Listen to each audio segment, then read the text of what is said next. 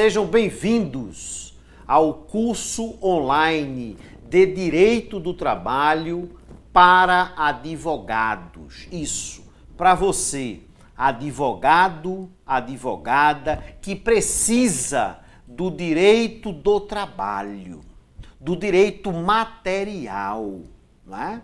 Porque a preocupação, muitas vezes, do profissional da advocacia é só com o processo, não é? Com o direito processual do trabalho, com o direito instrumental, né? O enfrentamento de uma audiência, né? A questão da reclamação trabalhista, da contestação do recurso ordinário. Eu tenho diversos cursos sobre isso. Mas esse curso de Direito do Trabalho voltado exclusivamente para advogados foi um curso que fez grande sucesso. Não foi, Paulinho? Paulinho, meu assessor, está aqui, né, me ajudando. Né? É Paulinho que atende vocês à distância, viu? No SAC, né? Serviço de Atendimento ao Cliente. E eu e Paulinho estamos dando as boas-vindas a todos vocês, viu, que adquiriram. Fica aqui, ó, o nosso agradecimento pela confiança, viu? Muitas vezes o aluno faz, obrigado, professor. Aí eu digo, eu que agradeço pela confiança, viu? E faço de tudo para você ficar satisfeito, satisfeita com o curso, viu? É um curso diferenciado, voltado à prática. A prática, como manejar o direito material do trabalho. Para você ter uma ideia, quando o advogado ele vai elaborar uma petição inicial de uma reclamação trabalhista, 99,9% do conteúdo da petição inicial diz respeito a direito do trabalho. Tá? Muitas vezes com a pitada de direito civil, talvez, né, com uma pincelada de direito previdenciário. E eu vou explorar isso com vocês, viu? Tanto um pouco de direito civil, como um pouco de direito previdenciário, mas nada com aquela teoria chata, né? Você não está se preparando para concurso público, viu? Você não precisa de mimimi.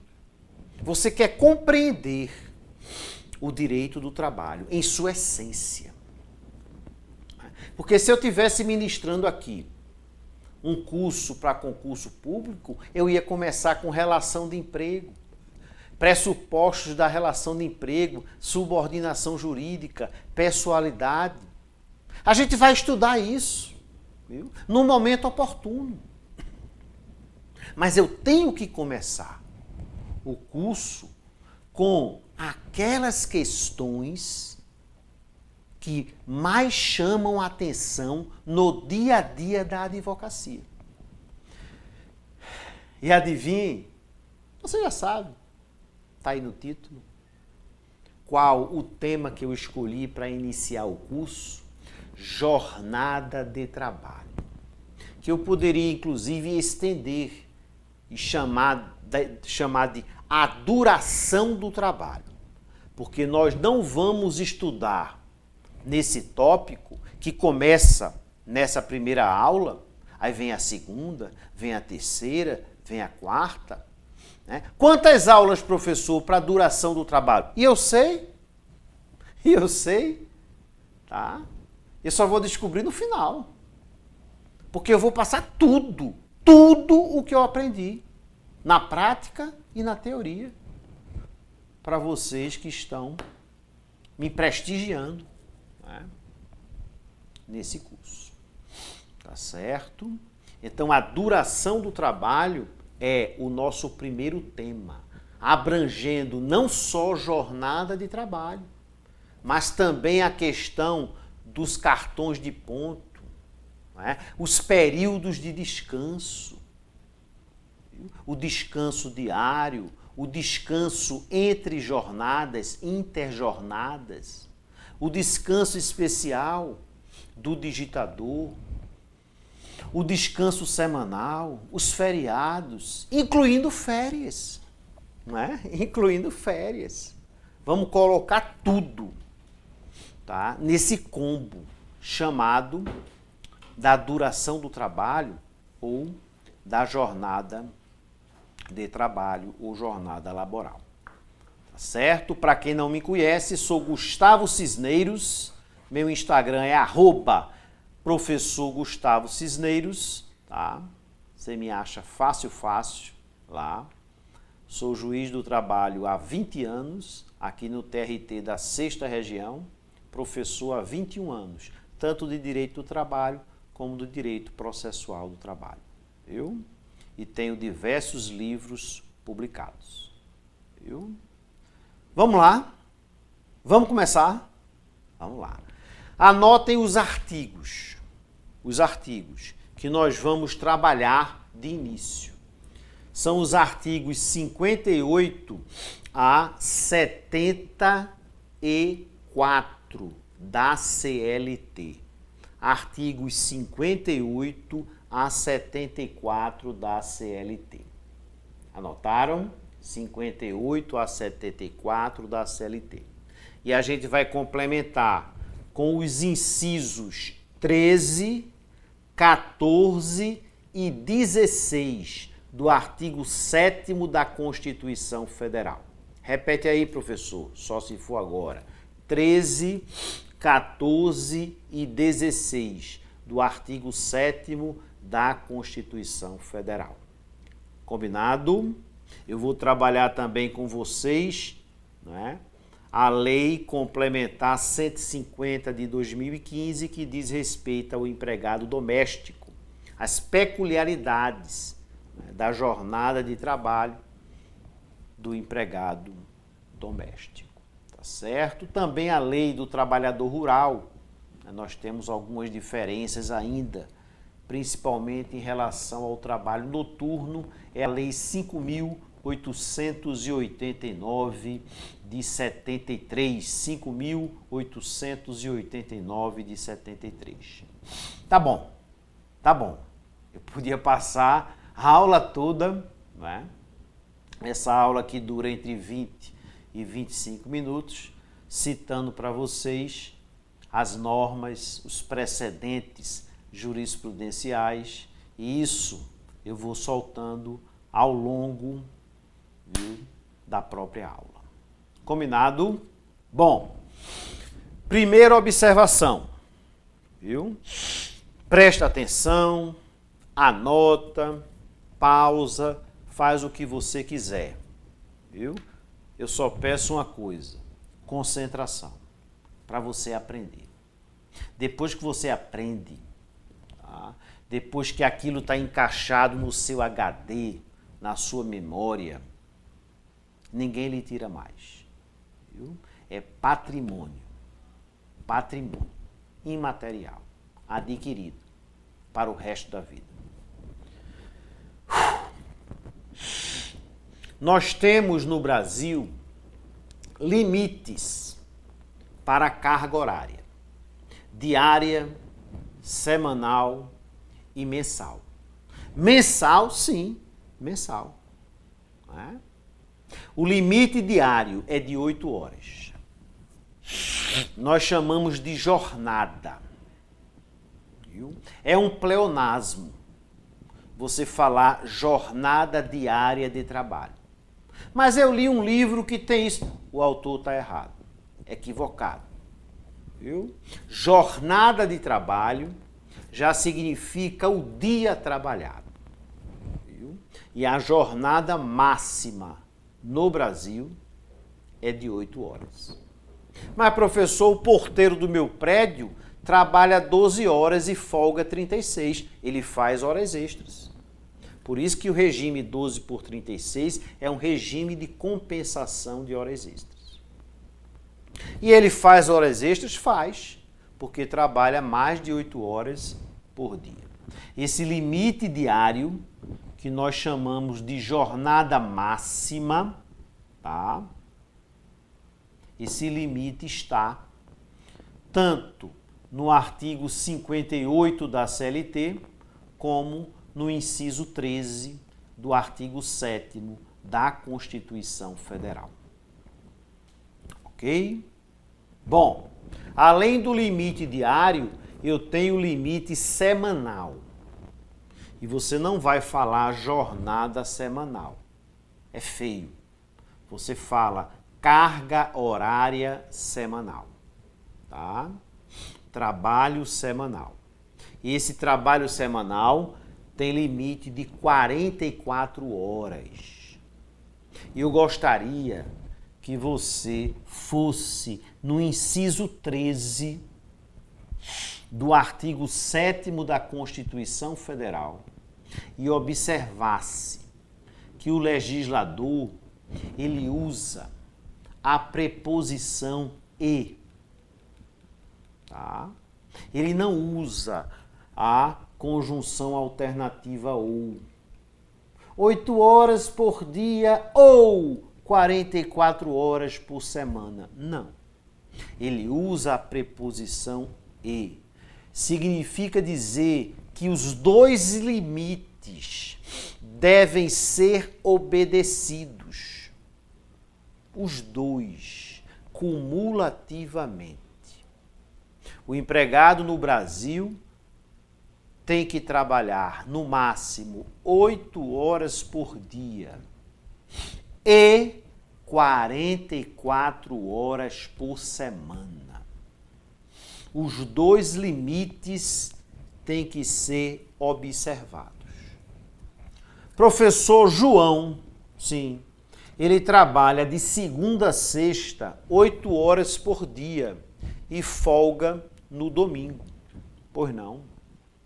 Professor, João não faz horas extras. Por quê? Ora, professor, porque ele não trabalha mais de 8 horas por dia. Ele faz horas extras, sim, porque ele trabalha mais de 44 horas na semana. 8 vezes 6 dias de trabalho, segunda a sábado, dá 48. Então, naquela semana, João está realizando 4 horas extras. 4 horas extras. Se essas horas extras serão compensadas ou remuneradas, a gente vai ver mais adiante. Combinado? Tá certo? É isso. Então, os dois limites têm que ser observados. Os dois limites devem ser observados. Por conta da preposição e constante do inciso 13 do artigo 7º da Constituição Federal. Quando o legislador quis usar a conjunção alternativa ou, usou na carga horária do telefonista. Artigo 227 da CLT. Que inclusive o TST, já há alguns anos, mudou radicalmente o seu entendimento e passou a aplicar o horário de trabalho do telefonista ao operador de telemarketing, ao operador de call center. Então você, advogado, fica de olho nisso.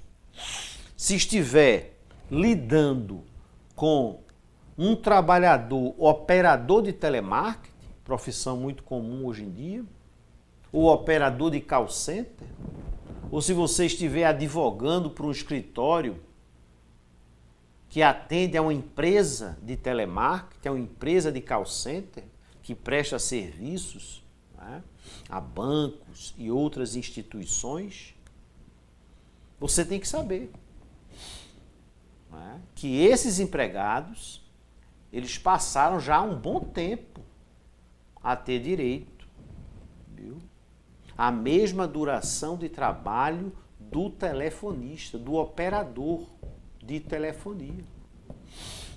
E qual é essa carga laboral, professor? 6 horas por dia ou 36 horas por semana. Tá vendo? A conjunção alternativa, ou 6 horas por dia ou 36 horas por semana. Olha que legal. Então aí eu tenho, não é, a conjunção alternativa. Eles têm que trabalhar 6 horas por dia. Viu? Mas mesmo trabalhando mais de 6 horas por dia, se o trabalho ficar limitado a 36, viu? Ele não estará realizando horas extras. Porque para esse empregado, basta que o empregador observe um dos limites, ou diário ou semanal. É diferente do empregado comum, que trabalha 8 horas por dia e 44 horas por semana. Estudar com Gustavo Cisneiros é estudar com profundidade o direito, né? Sem aquela superficialidade que faz parte do mundo atual, do mundo moderno, né? O Google lhe fornecendo informações rápidas, porém, muitas vezes, imprecisas. Olha o perigo.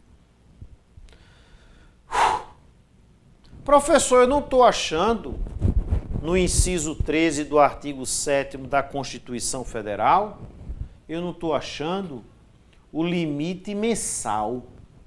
Não é? Ele existe? Existe. É de 220 horas. É inclusive o divisor utilizado para encontrar o valor do salário hora do empregado. O empregado submetido a 8 horas de trabalho por dia e 44 horas de trabalho por semana e que recebe R$3.000 por mês, se você quiser encontrar o valor da hora de trabalho dele, você vai dividir a remuneração mensal por 220, que é o divisor. Porque 220 horas é o limite de trabalho no mês para o empregado.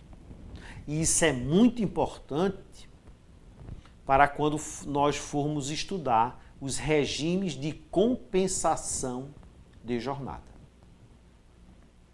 Combinado? Tranquilo? Respira. Pronto.